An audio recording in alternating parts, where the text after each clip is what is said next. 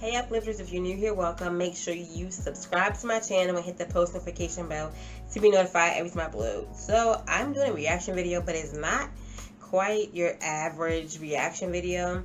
I don't know who has heard of Soft White Underbelly, but he does amazing interviews with different people, incest survivors, drug addicts, prostitutes, or sex offenders. He does so many interviews, and I just love how he does his interviews, and he's just I don't know, something about him. He's amazing for actually dedicating a channel to people of different walks of life. So I'm going to be reacting to an incest survivors interview. It's going to be different because I'm not going to have I'm not going to watch it as I'm recording, because I feel I don't know, it's not the average 3-minute video. This is someone's story, this is someone's life, and I don't know, I just wanted, of course it's gonna be different.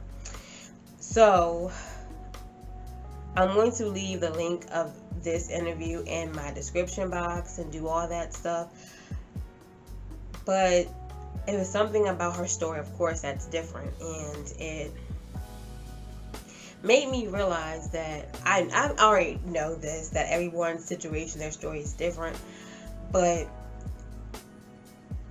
I don't know, it just made me open my eyes to how people think even more and what people go through even more. So, Star, she's 33 years old, and her grandfather, which was her mother's father, raped her.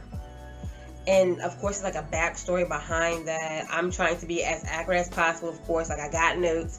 I'm trying to be of course, on point and to everything in the best way possible, and just to, so pretty much when I first started watching, or when the interview first started, I could tell that she was, of course, little standoffish, and I don't know, just something about her that really stuck out to me.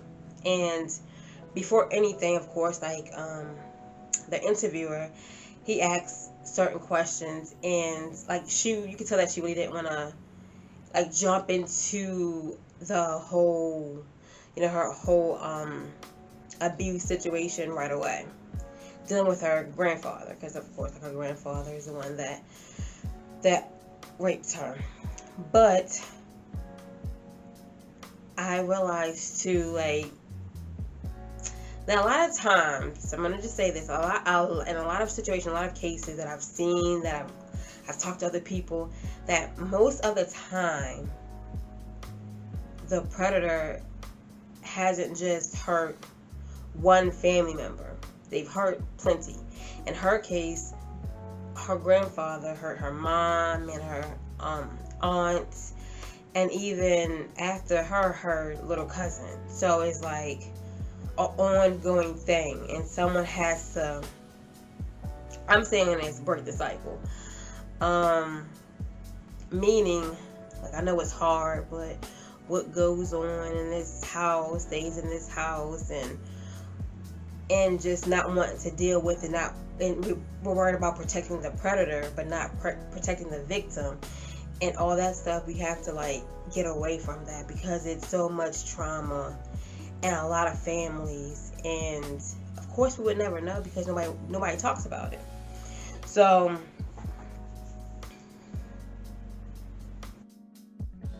it's her, of course, her mom been through that with her grandfather, so she kind of didn't want her kids to be around her father, Star's mother, and so they weren't. But they visited. This one time she talked about when they visited her grandparents when she was young. Her sister was 4 and she was 5, and she talked about them getting up to go use the bathroom, and how their grandparents' house was. It wasn't a door, but it was like a shower curtain. And when they pulled back the shower curtain to go into the bathroom, their grandfather was standing there, like standing there, exposed, and asked, or made, like, pretty much made her do something to him. Like, I'm not getting into details, but if you guys want to go back and want to go and watch, of course I'm going to leave it in the description. And that was like the first encounter. And after that encounter, her mom like made sure like they didn't go around. Nothing was done about it. Typically, that's how I feel. Not all the time, but how it is in a lot of cases. Maybe because, and this particular is only like, oh, he made her do something to him, but it wasn't as bad. And maybe a lot of people's eyes, or her mother's eyes, I don't know her thought process of that. And of course I'm not judging, because you're not thinking straight, like, oh, thank God that didn't happen, but I'm gonna just make sure that I protect my child from here on out type situation. So nothing was done. I feel like when it's not the whole thing, if you guys know what I'm saying, it's like maybe people minds like it's no need to get the cops involved.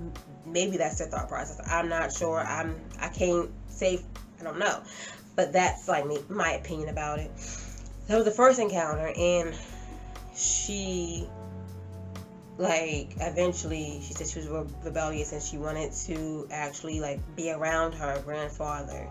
At the age of 14, she seen her grandfather somewhere, I think at her grandfather's friend's house or something like that. And she said before she left, like she was giving him a hug and he kissed her on the lips. And of course, she like it lasted longer than what it was supposed to, last, because it was like, but she didn't want to think that it was that. She was thinking it was a mistake.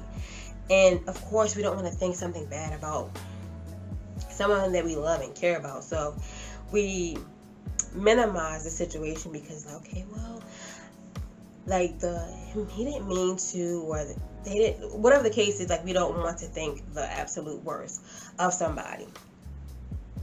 And so she talked about how now when she got of age, she had an addiction problem due to her getting hurt, and then she got, on painkillers, and then that led to other drugs or whatever. And eventually she talked about how she knew she had to get her life together. So she went to live with her grandparents, because at that point, like, she kind of had burnt bridges with a lot of her family members. So she felt like she had no other choice but to go to her grandparents' house, and that's what she did. She talked about how when she moved with her grandparents that she had to go to church every Sunday. And, like, of course she respected it because she's in her grandparents' house, and she didn't like wearing dresses. But I'm guessing, like, it's like forced on her to wear dresses by her grandmother. And of course, she, like I said, she wanted to respect her grandparents and her grandmother, so she wore the dresses. And she was talking about how, like, every Sunday, I'm guessing every Sunday, her grandfather, before they left for church, would take pictures of her, like seeing like regular pictures, and would say something along the lines of, that's a lady, like, would show her the picture after he took it, and was like, that's a lady right there, don't forget you're a lady, and would say that to her. Like, I guess that stuck out because she said it,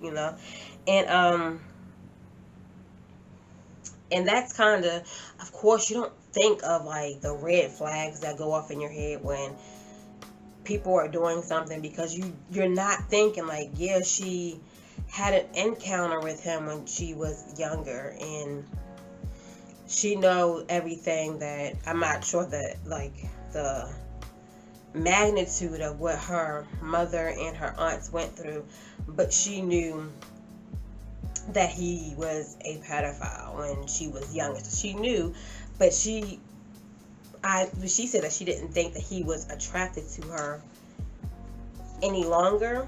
I don't know the exact words, but of course I'm gonna leave the video in the description. And so she was talking about how she had conversations with her grandfather, dealing with like what he has done to her little sister. I'm not sure if they talked about what happened with her mom and aunts, but he never denied anything that he has done with anyone, I'm guessing. Which is like dang, like, of course you're not denying it, but you're not taking accountability for what you've done. And it's just like, I like, oh, whatever type. So I really don't understand certain, situations, but that's, of course, like, yeah. So after a certain amount of time, I'm guessing, like, she talked about when he first, like, raped her. He was supposed to be showing her around this place that she wanted to rent or to buy, and he took her into the woods, and that was their first encounter. The first time that he raped his granddaughter was in the woods, and of course, like, that's traumatizing. And I guess someone was coming. She said that somebody was pulling up, and that's why it stopped. And she said she acted like nothing happened, and she acted normal, and most of the time, like, when you go through something like that, of course you're in shock. You're not, it's, you don't know what to think or how to think or what to feel. That was the first time. And she said that, I'm not for sure if it's the second time, but she was talking about how he pretty much hurt her while her little cousin laid next to her. And she was like, and I could tell that she was kind of blaming herself in a sense, because she's like, I don't want him to be, how she said it, like, she didn't want him to hurt her in front of course, like, her little cousin staying right next to her, and she don't want her grandmother to be heartbroken if she would walk in and see that going on. And I feel like, of course, like, that was going in her head, and she didn't know how to deal with it. So that is really like, okay, like, it seemed like she was pretty much saying, like, I could deal with that, but not if somebody's going to see type of situation. I feel like, this is opinion, I feel like her grandmother knew about everything that has ever happened to her, down from her mom, her aunts, her sister, the little cousin that came, like, after that. And sometimes, like, you turn a blind eye. You don't want to think about what someone has done to the people that you love, that hurt them in a worse way. But it's like, I don't know. Explaining the next morning that she went downstairs or went wherever he was at in the garage, and was like, like, mad at him. Was like, you're pretty much saying that if you're gonna hurt me, you're gonna hurt me on my terms.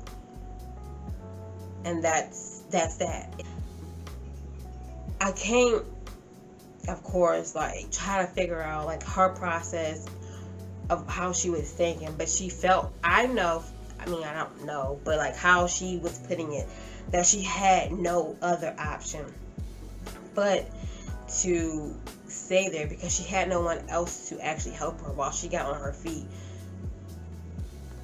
I don't know if I said this, but she had lost custody of her son, and she wanted to get custody of her son again. So that's why she knew that she had to get herself together, and she felt like she had no other option but to stay there and deal with that. So it's like I'm under his roof type, like I'm under his roof and I have to do this because I have no other choice. And she kept on saying, like, you know I was old enough then and I didn't do anything to stop it. And it was just like, but you didn't know, like, and it's like when I hear people's stories, of course I try to put myself in their shoes, like, not really, but just like to see where their mindset was and all that stuff. And it's just like, oh my gosh, like, I wish I could give her a hug, because it doesn't matter how old we are, nobody deserves to go through that. And sometimes we don't know how to say anything, we don't know how to stop, like our bodies are just stuck, our brains are on like autopilot, and it's just like we don't know. Like, of course, like, you don't know what to think, and it's not your fault that you didn't say anything, you didn't stop it. It's not, I just want to say, it's not your fault. It's not, it really isn't. And when she told her story, like, it really like broke my heart, because it's like she's trying to heal, but it's just like, I don't know, like, it's just, it's heartbreaking. So that went on for, I think she said months, with her grandfather raping her. And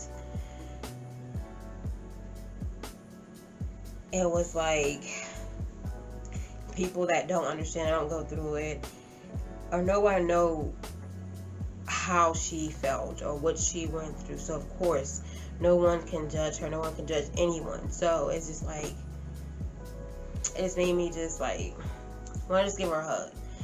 And she even talked about how her first orgasm was, she was even saying how her first orgasm was from her grandfather. And I'm saying, like, and I was sitting there like, your body reacts to that, and it's our bodies, it's not like what we want. And yeah, so eventually, she moved away, and she didn't have to deal with him anymore. I was telling a story, so like I'm picturing everything. I'm just like, oh my gosh, like he had a hold on her, because it was like he knew that he was like untouchable, unstoppable. And she even like say, like, it was something about his presence. He was 6'7", he was a big guy, and like, no, he wasn't violent, but you just knew, like you had to like listen to what he said.